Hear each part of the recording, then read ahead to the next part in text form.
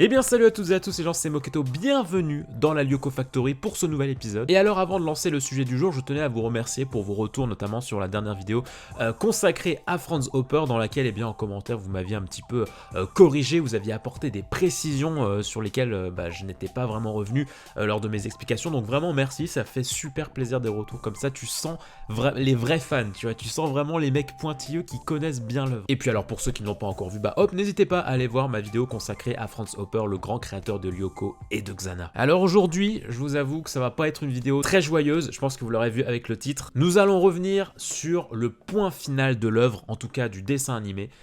C'est parti.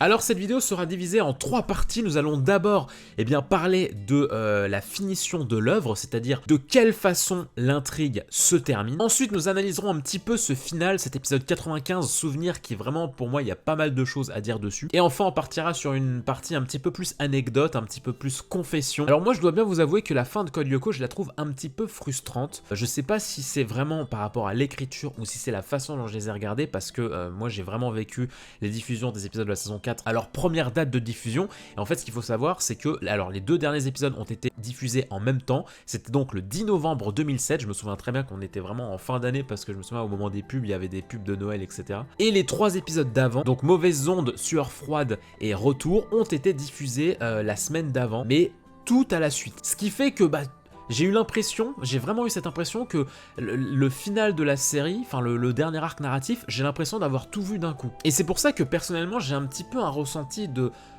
rushage par rapport à la fin de cette série.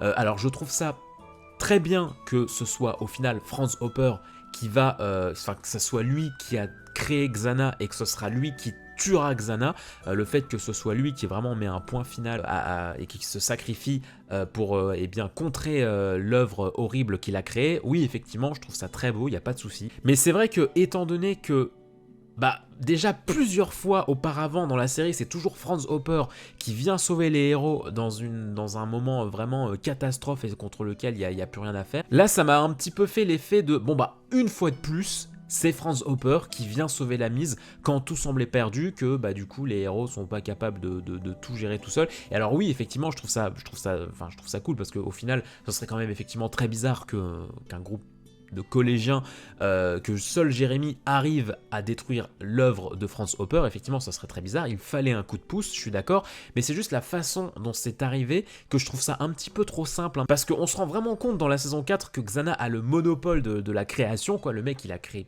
plusieurs mondes virtuels, il a une armée qui attend plus qu'à être allumée, il a pris possession de plein de gens pour concevoir des petits laboratoires, etc. Et au final, ce sera juste un simple programme qui tuera Xana, mais genre juste, il faut juste appuyer sur le clavier depuis le supercalculateur, et puis hop, ça y est, Xana va mourir intégralement, et ouais, je trouve ça un petit peu facile. Moi, j'aurais bien vu un truc un peu plus complexe, en mode, il faut qu'on pose des espèces de bombes numériques dans chaque réplica pour qu'on puisse tout faire péter simultanément, pour que ça affaiblisse Xana et que ensuite on l'oblige, je sais pas moi, à revenir sur Lyoko pour ensuite qu'on l'emprisonne dans le 5ème territoire, qu'on détruise le 5ème territoire et que ça détruise Xana en même temps. Enfin, je sais pas, tu vois, je dis n'importe quoi, mais j'aurais mieux apprécié un plan un peu plus complexe que juste un simple programme qui du coup nous fait beaucoup penser à déjà ce qu'on a vu plein de fois, enfin la recréation de Lyoko, le plan de matérialisation d'Aelita. Ça me donne beaucoup trop une impression de déjà vu en fait, cette façon de détruire Xana, et c'est un petit peu ça qui m'a frustré en effet. Mais encore une fois, l'écriture en tant que telle, le fait que ce soit Franz Hopper qui vienne donner un coup de main et qu'il se sacrifie,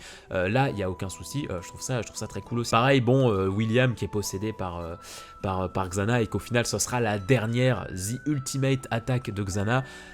Bon pareil, je trouve pas ça hyper impressionnant pour un final, mais après, ça c'est chipoté, parce qu'après tu peux comprendre que mais Xana il a pu activer une tour sur Lyoko en 4ème vitesse, il a pas eu le temps d'organiser une super attaque et tout, parce qu'il s'est senti en danger, il s'est senti sur le point d'être attaqué par Franz. Mais disons quand même que quand tu sais que Franz Hopper, ton pire ennemi, le seul être qui est capable de te tuer, fait une réapparition, et que le seul truc que tu trouves à faire pour le contrer via le monde réel et tout, c'est de xanatifier William. Bon, tu te dis, il y avait peut-être un peu mieux à faire, mais bon, ça, encore une fois, c'est un peu chipoté. Il n'empêche que ça reste une fin propre quand même, hein. C'est pas une fin incroyable, mais ça reste une fin assez propre. Il y a des parts d'ombre. Je pense que c'est aussi ça, en fait, qui frustre sur la fin de Code Lyoko, c'est qu'il y a encore des parts d'ombre au niveau du scénario. Tu sens que Xana, l'idée des réplicas, ça aurait pu être encore plus développé, mais bon, ça reste un petit dessin animé, faut pas trop en demander, mais ça reste super classe parce que ça reste une saison où c'était pas, pour moi en tout cas, c'était pas la saison de trop. Il y a plein de dessins animés, il y a plein de séries qui ont les saisons de trop. Vous parlez de quoi?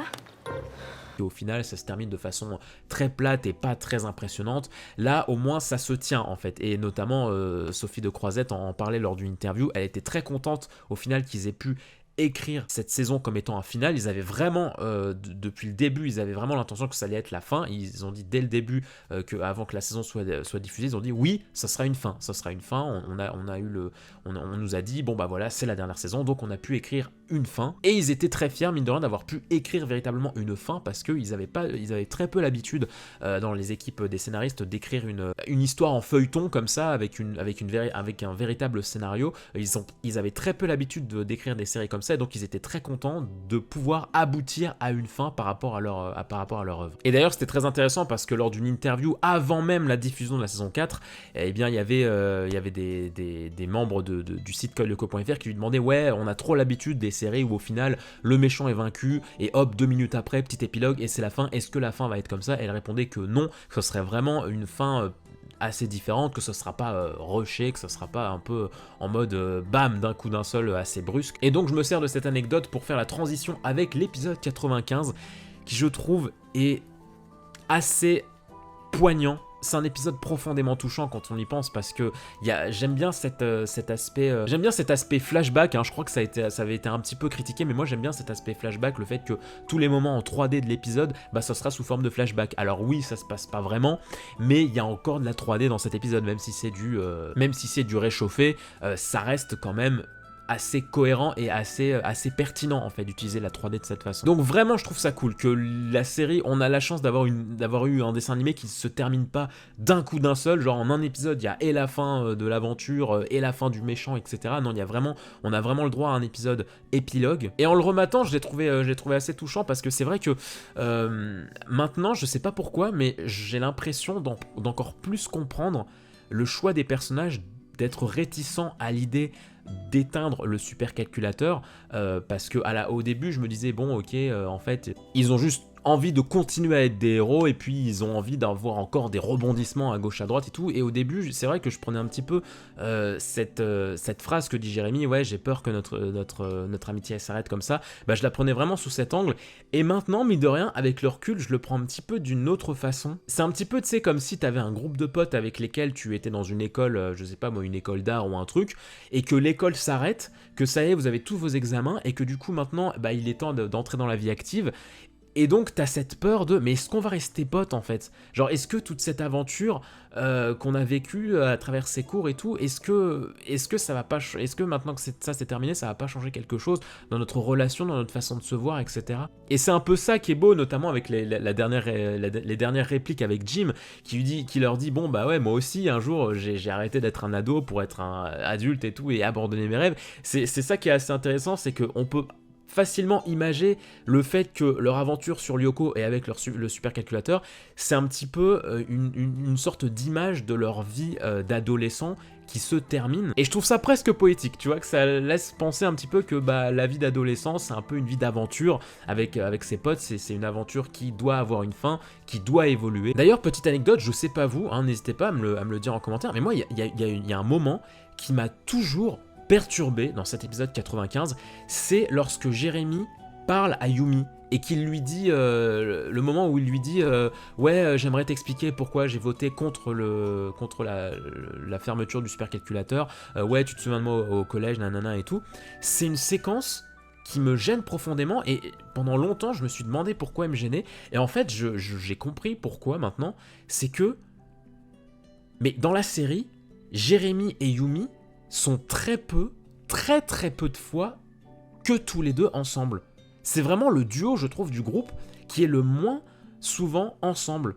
Avec peut-être Ulrich et Aelita, mais Tu sais, Yumi, elle est souvent... Enfin, il y a eu des moments où elle était seule avec Aelita, seule avec Odd, seule avec Ulrich. Il y a toujours eu des moments développement où bah, elle était seule avec un seul autre personnage. Mais le duo Yumi-Jérémy, c'est un duo que je trouve profondément rare en fait. Il y a très peu de passages, je trouve, où ils sont tous les deux ensemble, où ils parlent sérieusement comme ça. Et du coup, bah, à chaque fois, ça me fait drôle en fait, cette séquence où ils parlent tous les deux ensemble. Parce que, mais j'ai l'impression que jamais vous parlez ensemble, les gars. Genre, jamais vous vous exprimez l'un envers l'autre ce que vous ressentez. Il y a un autre ajout assez pertinent de la part des réalisateurs pour cet épisode, c'est le moment où, eh bien, Sissi tombe sur le journal de Jérémy et que donc, bah, Jérémy va se mettre. Enfin, tu te rends compte que Jérémy, à chaque attaque de Xana, il faisait un débrief vidéo, il faisait un petit vlog, tu sais, pour sa chaîne YouTube fictive. Du coup, il faisait son petit débrief et tout. Et donc, du coup, tu le vois qui raconte un petit peu les différents épisodes. Et c'est un moment que je trouve très intéressant parce que même si on le savait déjà un petit peu via le réveil de Xana que Jérémy tenait un journal vidéo, parce que le réveil de Xana commence par Jérémy qui explique et tout, ouais, machin, en octobre, j'ai rencontré et tout, enfin, j'ai trouvé un super calculateur et tout. Bah, même si on le savait déjà, je trouve ça assez marrant en fait le fait qu'il tenait un journal vidéo parce que du coup ça veut dire que sans le savoir il marchait déjà sur les traces de Franz Hopper parce qu'on pourrait se dire bah en fait il cherchait juste à copier Franz Hopper avec son journal et il essayait de bah, lui aussi de raconter un petit peu ses anecdotes et tout, mais non, parce qu'en fait il a commencé ce journal vidéo avant même qu'il prenne connaissance de Franz Hopper et de son journal. Mais donc oui, je trouve que l'épisode 95 c'est un épisode très doux, c'est un épisode rempli de bonnes intentions, de vraiment montrer eh bien, que les personnages ont évolué, que maintenant une page se tourne. C'est une fin douloureuse forcément parce que bah, voilà, les réalisateurs ont titillé un petit peu l'aspect nostalgique, mais c'est pas une fin brutale pour autant. Et je trouve qu'on a de la chance d'avoir eu une fin aussi bien réalisée, si je puis dire, qui vraiment déborde d'amour en fait pour la série. Puis alors la dernière séquence avec Jim, je la trouve magique. Je la trouve magique. Hormis le salut de Odd extra-diégétique, là. Alors extra-diégétique, ça veut dire qu'il sort de l'œuvre. Hein. C'est-à-dire que tu sens bien que bah, Odd dit au revoir au spectateur et que c'est pas dans l'intrigue. Donc hormis cette réplique, je trouve ça incroyable que la dernière réplique de Code Lyoko, c'est je préfère ne pas en parler quoi. C'est une fin en plus qui laisse supposer des choses mais sans pour autant être une fin ouverte, c'est ça que je trouve très intéressant. C'est-à-dire que l'épisode nous donne une porte d'ouverture sur le futur de la relation de Yumi et d'Ulrich, sur le fait qu'ils vont probablement continuer à être toujours ensemble, ce noyau, et je trouve ça tellement... Enfin, à l'époque, je trouvais ça tellement intéressant d'imaginer, du coup, mais comment va évoluer ce noyau d'amis. Et donc, je vais terminer cette vidéo en vous parlant un petit peu de mon expérience, de comment j'ai vécu la fin de Code Lyoko. Comme je vous le disais, moi, j'ai eu la chance de suivre vraiment toute cette saison 4 en parution vraiment française. J'étais vraiment là au moment de la première diffusion des épisodes en France. Et alors à l'époque, je me servais très peu d'internet, honnêtement, mais j'allais quand même sur codelyoko.fr pour être sûr d'avoir les bonnes horaires pour les diffusions d'épisodes, parce que c'est eux qui relayaient les diffusions des épisodes de Code Lyoko tous les jours. D'ailleurs, c'était assez fou parce que au final, hormis un épisode qui était donc l'épisode Le Missile Guidé qui avait été diffusé en avant-première lors d'un événement consacré à Code Lyoko, hormis cet épisode, je crois qu'il n'y avait aucun épisode qui avait vraiment fuité, hormis les premiers qui étaient d'abord diffusés sur Cartoon Network, mais sinon les derniers épisodes, je crois qu'ils avaient jamais fuité, je crois qu'ils avaient jamais été diffusés autre part que sur France 3, je crois. Hein. Tout ce qui est le Colosse, etc., mais je me le suis pris dans la gueule au moment de l'épisode, quoi. C'est-à-dire que jamais j'avais vu un screen des rumeurs sur un monstre de Xana et tout, machin, nanana. C'était fou. Tu sais, maintenant, on vit à une époque où il y a tout qui fuite facilement, quoi, où il y a des trailers et tout. Voilà, bon, c'est facile de tomber sur des trucs avant même que la diffusion n'arrive dans la télé. Mais là, le truc du Colosse, par exemple, mais de tout, hein, comme de tout, mais j'avais... même la translation, je me souviens, la translation, ça avait été teasé avant même que la saison ne commence, mais avec les nouveaux costumes, le ski de Bladnir et tout. Mais alors le Colosse, non. Et alors, comme je vous le disais, je me souviens très bien que ces deux derniers épisodes ont été diffusés donc en novembre 2007. Je me souviens très très bien, je regardais ça sur le salon, enfin sur la télé du salon, et ça passait relativement tôt. Il me semble que ça passait un week-end, je me souviens plus quel jour c'était, le 10 novembre 2007, mais je pense que c'était un week-end parce que je me souviens très bien que j'étais quasiment le premier levé de la famille, et j'étais devant ma télé, et l'épisode 95 s'est terminé peu de temps après que mes parents se soient levés, etc. Et ça m'avait mis dans un vide absolue. Je vais pas dire que j'étais triste à ce moment-là, alors bien évidemment que je l'étais un petit peu, mais je me souviens que j'étais pas forcément triste, mais je me sentais vraiment vide. C'est-à-dire que déjà, je me souviens, j'étais très étonné que Xana perdait dans l'épisode 94. Moi, je m'attendais vraiment à ce que, de façon un petit peu basique, en fait, tout allait se terminer en un seul épisode. Donc déjà, j'étais assez surpris, en fait, que fin de l'épisode, Franz Hopper meurt, Aelita est en pleurs, fin de l'épisode, pub, dernier épisode après, et j'étais en mode, mais oh mon dieu, mais il va se passer quoi maintenant? Et j'étais tellement réticent, genre, je pense que ça a été la pire coupure pub de ma vie, quoi. J'étais en mode, mais bordel, après la coupure pub, Code Lyoko sera fini. Et je me souviens très bien, du coup, que j'étais vraiment satisfait de la fin, au final, dans sa globalité, j'étais vraiment satisfait de la fin de l'épisode 95, de la fin de la série, etc. Mais je me sentais profondément vide. Parce que j'avais vraiment suivi Code Lyoko depuis le début, le début de la saison 1 et tout. Et là, le fait que ça, qui était vraiment mon dessin animé de la vie, comme pas possible, le fait que ce soit fini, qu'il n'y avait plus rien, je me souviens, je m'étais rué sur codelyoko.fr pour avoir des infos en mode, mais est-ce qu'il y a une suite de prévue ou quelque chose, je sais pas. Et ouais, pendant un bon long moment, j'étais vraiment... Je me sentais vide, je me sentais, mais qu'est-ce que je fais maintenant? Et je sais pertinemment que la prochaine fois que je vais ressentir ça, ce sera pour la fin de One Piece. En tout cas, n'hésitez pas, vous, en commentaire, à m'expliquer si vous vous souvenez de la fois où vous avez terminé Code Lyoko, genre si c'était à la télé, si c'était sur internet, si vous vous souvenez vraiment précisément de comment vous avez vécu la fin et de ce que vous avez ressenti, n'hésitez pas, voilà, à me partager votre anecdote là-dessus, comme j'ai pu le faire avec la mienne, et puis à me parler de vos ressentis par rapport à la fin de Code Lyoko. Est-ce que c'est une fin qui vous satisfait? Est-ce que pas assez? Est-ce que oui, non, machin? Une note sur 10 pour la fin de Code Lyoko. Moi, je pense que je lui mettrais entre 7,5 et 8, je pense. Je pense que je lui mettrais un 8 quand même, soyons généreux, un petit 8. Je pense que je lui mettrais un petit 8. Allez, en attendant, je vous souhaite plein de bonnes choses, portez-vous bien, j'espère que vous aurez kiffé cette vidéo. On se retrouve du coup dans 15 jours pour un prochain épisode.